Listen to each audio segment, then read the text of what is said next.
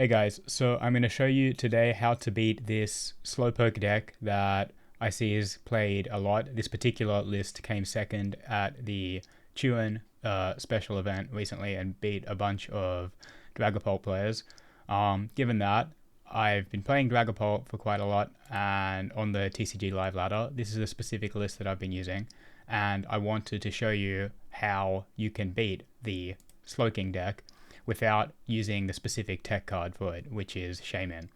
Obviously, that makes their game plan using the QM Triforce attack to take out like most of your bench or like basically just ruin your board. Using the Shaymin plays around that in a really effective way, but you then have to play the Shaymin. You have to commit the space. Potentially it's a dead card that you could even start with and be stuck with, and it's like basically not very effective in a lot of matchups. It can help with some stuff, like maybe the Wellspring Mask, Ogre-Pon, but basically I didn't want to play the Shaymin. The space is fairly limited, and so I would rather figure out how to beat it. I'm going to show you a couple of games because the other night I kept running into the Slowking deck on the ladder, and I'm going to show you two specific games where I show you some tricks to beat it by understanding their deck and what they can and cannot do. You can exploit some kind of weaknesses, I guess, in the Slowking deck. This particular variant is the one that came second, and their attackers are really just, it's been narrowed down to just two mainly that they're playing: the Cure that I mentioned before, and the Metagross that they will use to one-shot your Dragapult, along with Brave Bangle. They can get to do that. Or they could put down Lily's Clefairy, and then the damage is more than enough. They can even attack with the Lily's Clefairy. But all the same, I'm going to show you in this video how I managed to deal with it. So this is the first match. I'm going to show you the opponent has 1,774 points on the ladder, or ELO. If you know you're playing against Slowking, I would recommend going first, but I'm going in blind here, so I think I might have chosen second. You can win either way, but I think first is a bit stronger, because you can get set up a bit quicker and get your Pokemon, you can get your Dreepies and Dracloaks potentially out of range before they can even set up. They can even, use the Triforce attack. So I am going to be going second, I believe, here. And this is a shorter VOD. It's only like 7 minutes long, but it shows the setup and what your objective is as the Dragapult player perfectly. So I get like a good start because I have Lilies and the Puffin. But they also have a fairly decent start. They want to use the Smoocher. In the second VOD, I'm going to show you there's a way to kind of exploit the Smoocher. But in this instance, it doesn't come up. So they're just getting set up. They get the energy, which is important. If you play the hammers, obviously you want to try and remove the energy if it is on the Slowpoke when they're setting up. That can win you a turn. I'm just going to check the prizes here, and I'm going to use my Puffins to get down Badoo. Badoo is very important in this matchup. Being able to sit behind it, it turns off a lot of their kind of it turns off all of their trainer cards, what they're going to use to try and find the Pokemon that they want to put on the top of their deck in order to use Seek Inspiration. So I'm going to get another Puffin. And the reason why Badoo also doesn't really get punished here, because they're not going to be attacking next turn. It's very, very unlikely that they're going to be able to knock it out next. So they only have 4 cards in their hand. They would much rather use the Smoochum to just set up a bunch of energy. They would need a way to evolve the Slowpoke and also put something on the top of their deck, and also, probably the Stadium. So going second is no problem to retreat back into Badoo and just Itchy Pollen for a turn.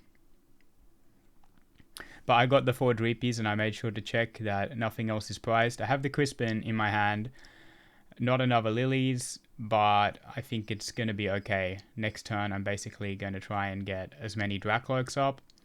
And then it depends how they play this out, but most likely they're just going to use Smoochum to get more energy on their board. And So next turn, they are definitely threatening to use the QM attack, even though their hand is quite small, and they didn't evolve at all, but they're definitely threatening to do it. So my goal for this turn is to evolve into as many Dracloak as possible. However, I don't really want to put energy on any of the Dracloaks because I'm anticipating that next turn it's quite possible that they're going to wipe like up to 3 of them, right?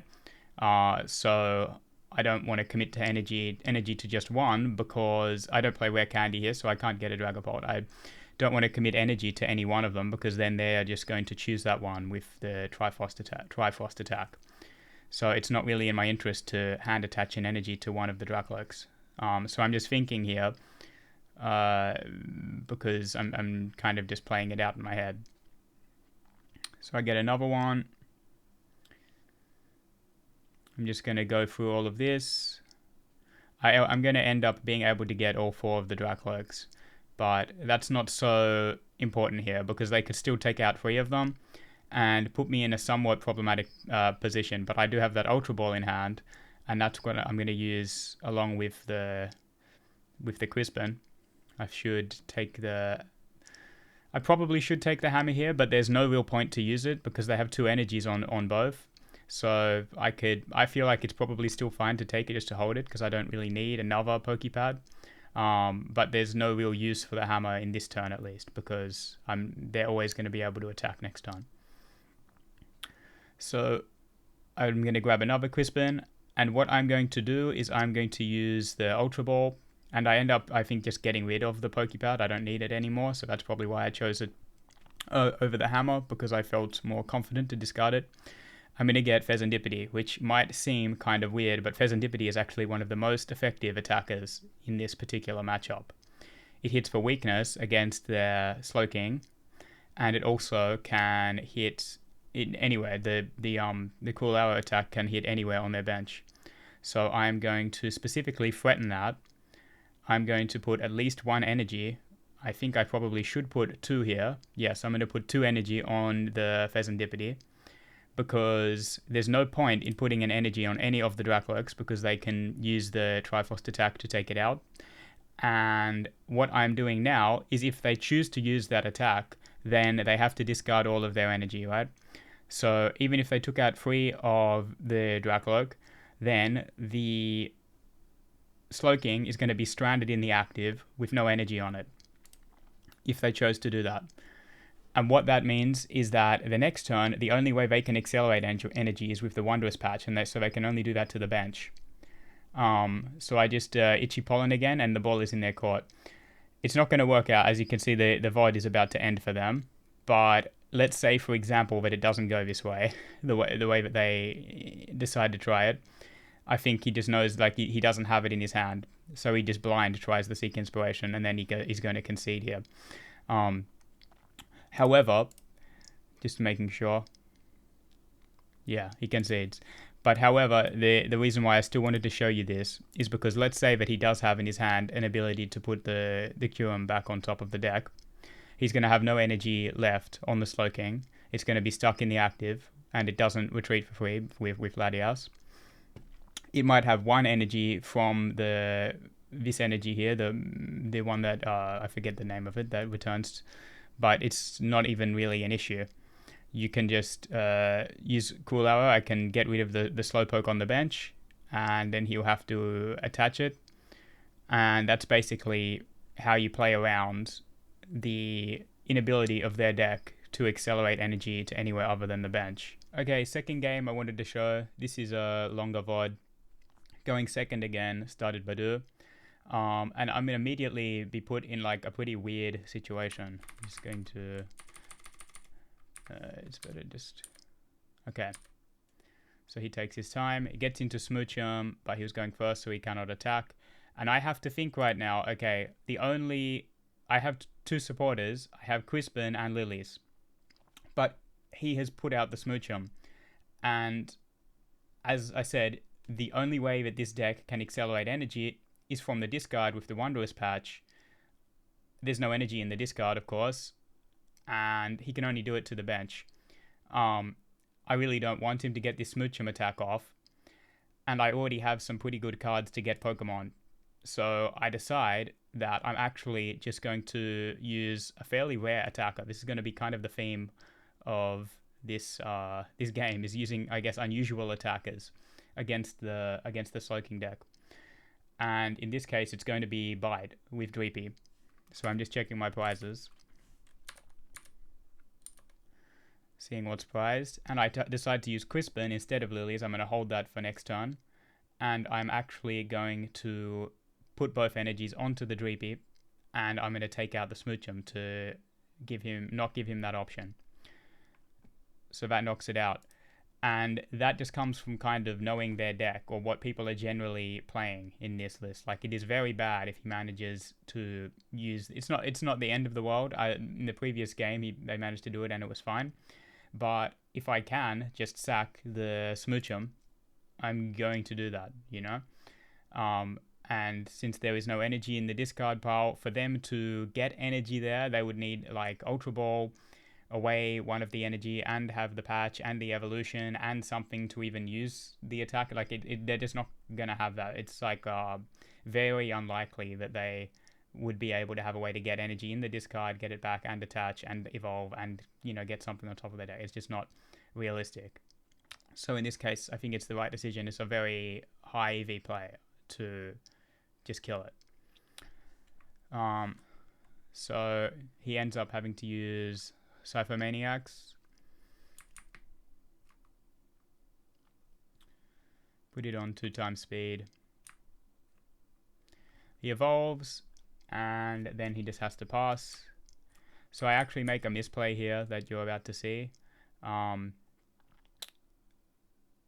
should really probably just Lilies here. I don't really want to get rid of any of this. I could actually probably get rid of Dragapult, but I decide to just Lilies. And realistically, I probably should have just attached the Dark there, but I was thinking about this Pheasantipity as well, which I want to start attaching to. I always want to threaten in this particular matchup. This is the misplay. One, I forgot that there's already Dragapult in my hand, and even if I didn't have that, I should still just take the Unfair Stamp. But instead I take a second Dragapult, but that's just simply a misplay.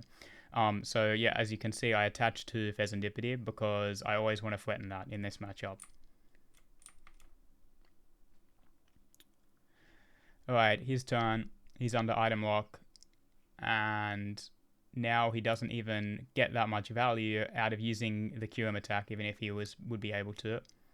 He's got a very low hand size, so it's not likely, but he does get part of it. He gets the Lilies, but because even if he did, he could only ever take out 2 Dracloak and the Badu, and then I can power up Fez, and I would have flip the script. So it would be pretty detrimental for him to do that, but it's just not particularly likely, and it certainly wouldn't win him the game. So instead, he uses Metagross. He has no way to search out specific Pokemon because he's under item lock. Unless he had that energy to attach. He needed to attach return. He would need the he couldn't search out Kyurem with that psychic energy, whatever, that searches out psychic Pokemon, obviously. So now I'm into Dragapult.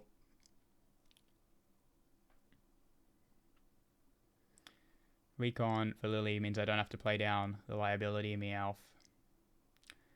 Going to evolve.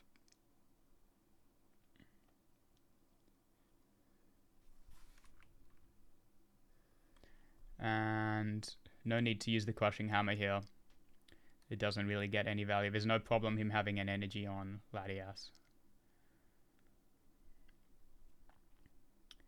And it's just so good having that energy on Fez throughout the whole game. It will come up, but even if you don't use it, it's like just to threaten that at any time you can Crispin onto it, and then you can do 100 or more if you put it on the active with weakness to any one of their Pokemon.